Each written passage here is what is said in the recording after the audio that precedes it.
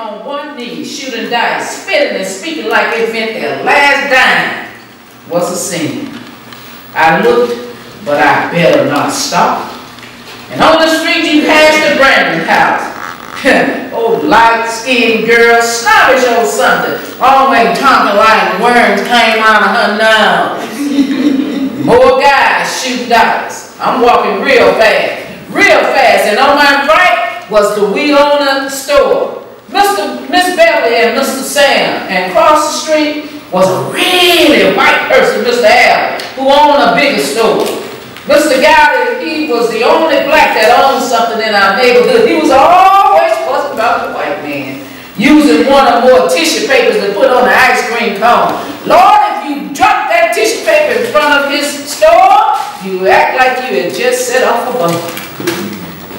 One of the most colorful characters besides Miss Bertie Mae and Miss Pee Wee was Miss I. Russell.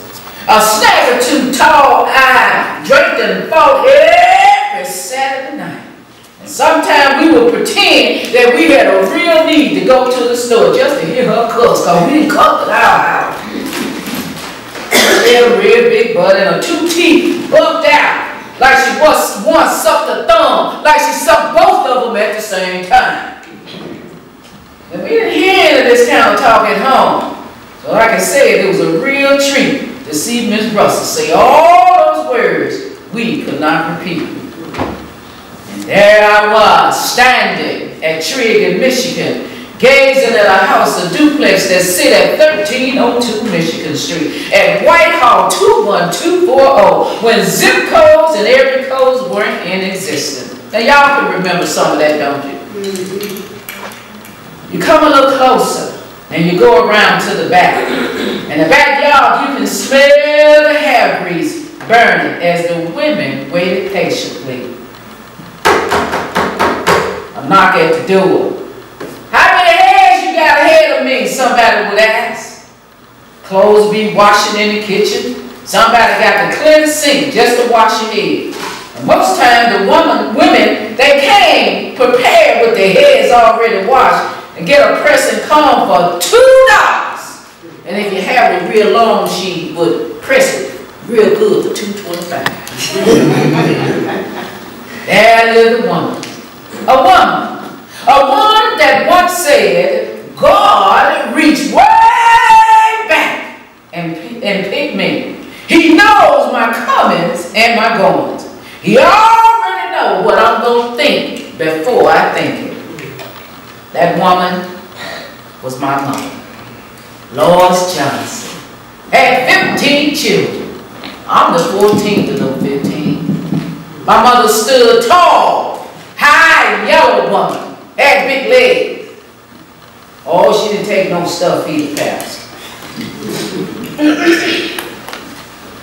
At some point, somehow, I began to take notes of this daring, tall, high, yellow woman. She had full lips and wide hips. She was bad. She was better than any man I knew. Oh, she took us and kept us real close on her wing. Now when you leave, always hold your head up. Don't you look down when folks talking to you. And so that's what I did. I began to note those words of wisdom. One of the biggest slogans, one of the most profound slogans my mother always said, whatever God does is all right with me. And that's how she lived her life. 91 years old. But she always packed a gun. One night, late one night, one Saturday night. Oh, we were busy watching Tarzan that night. We had to watch Tarzan on Saturday night. Mom was coming home. She always took the last customer when the last customer left. And this particular night, she was walking up Tree. I don't know why we didn't hear, but an old light-skinned boy commenced to want to take my mama's purse. My mama fought that boy. She fought him back. Oh, she beat him up so she ended up with his stuff. That's how they caught him. She had taken his billfold When she got to the hospital, the doctors looked over and said, "There she is, that woman. She done robbed the robber." Oh, they had a big old laugh about that. That boy, he left a scar on my mama's leg for forever. But she said he wasn't going to take her hairdressing money and food stamps. That's how my mama was. She's always giving advice, even if you didn't ask her. Telling you how to be with your husband. Girls, she said, don't you let no girl be playing around no men's lap now. Don't let them take money from strangers. And don't ever get bent out of shape over other folks' business. Y'all know about that, don't you? We get upset over other folks' business. Don't break down your immune system. She also said that make the good out of any bad situation. And when a funeral come around, Lord, don't let everybody be crying. Folks gonna take advantage of it. Somebody need to have some sense. Because folks sure will come in your house and steal. And babies. She always had a word for babies. She said, I had so many, I don't have time to be looking in no baby's face. Coochie, coochie, coochie, coochie. And you gonna do all that coochie, coochie, coochie. Now who gonna raise it? That's what you should be asking. My mother was a mess. Let me show you something. And I was gonna tell you, but you probably wouldn't have believed me if I told you. Here's my mama, 85 years old, getting married.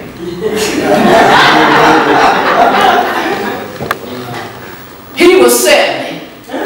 She said she had her grew long before step. Didn't believe me? Here it is. She said that when we got married, I said I want to get it right with God. They've been courting for 45 years. She said she want to get it right with God. And don't you best be believe he had his bed and he better not come up there in mine. We had separate rooms. 85 years old. She said she wanted to get it right with God. And she did. Now there were times me and my mama, we would be in the car and we would, just singing old pieces of song. Because she always said, if you don't know the rest of the song, what you supposed to do? Hum it out. Soon I will be done with the troubles of this world, the troubles of this world. Soon I will be done. Well, Mama, what's the rest? Oh, don't worry about what the rest of it. Just keep on saying what you know. No more weeping and wailing. No more weeping and wailing. No more weeping and wailing. Going home. On April 15th, 2005, there I was in the hospital. She took a breath.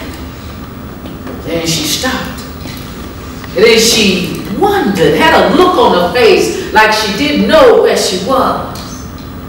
We all stopped in the middle of her not breathing, and the machine came back on. Then it shut down. And I said to God, I'm so glad to have been here in her crossing over. Oh, it wasn't scary, wasn't tearful, just a beautiful transition. I got in the bed with her. I hugged her and I said, thank you, God. Thank you, Mother, for the legacy that you have left. Whatever God does is all right with me.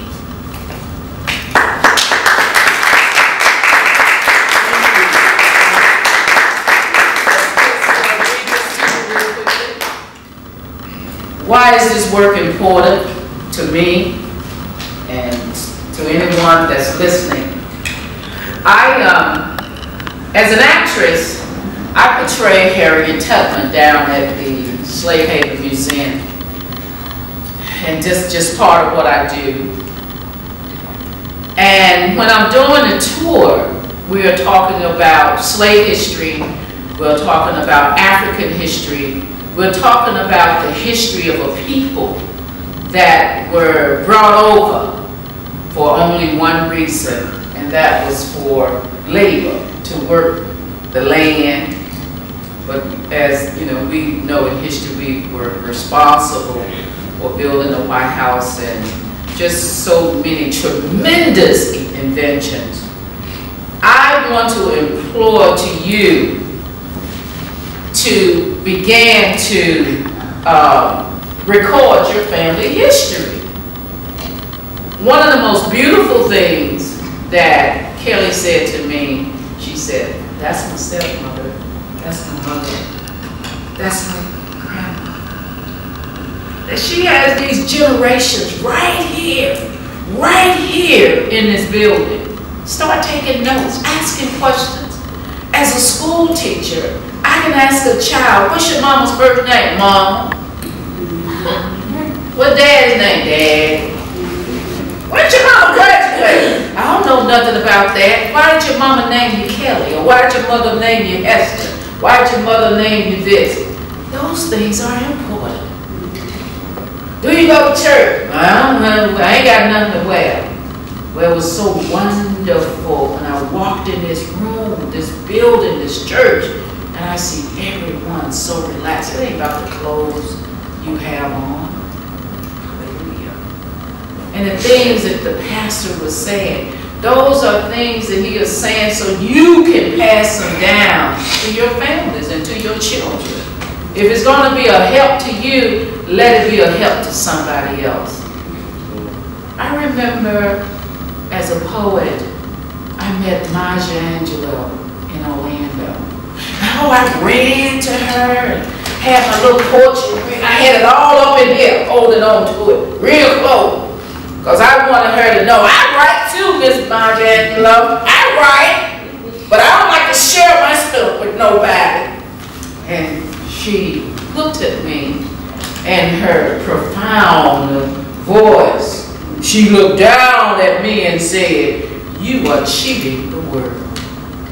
God gave you a gift, and He wants you to give it back." Isn't that beautiful? So the deal is with your family and with your kinfolks and with your peoples, you got to pass this information on. My sister didn't name Royale, didn't name him just to be naming him that. She named him after her big brother, someone that had had an impact on her life. What does Royale do? He has a special gift with children in the family that some young folks just ain't got time. But they always remember that. The time that he took out to tickle or to give them $1. You know he tickles them all the time. Tickle, you tickle. Everybody shorter than him, he want to tickle. But he has a wonderful spirit about him. You'll never believe he's the baby. He's his mother's baby, but oldest child. Think about it. He's the baby, but he's the oldest. Not a wisdom. I've had people to come up to me and say, "Thank you. I'm going to call my sister that I have not been communicating with. Thank you, because I never thought about that." We have to create our own history. I'm not going to read about this family's history throughout the books, but the deal is you can create your own history. And something happened today. I walked in a small venue compared to me performing at Temple of Deliverance with the Memphis Symphony. And it's something you said. You get me all excited. I'm excited when I walk out that door. Oh! And nothing has changed in my life. I got that today. I got that. That was very impactful for me. It ain't no good if you're giving it to me. It ain't doing nothing with it. Thank y'all so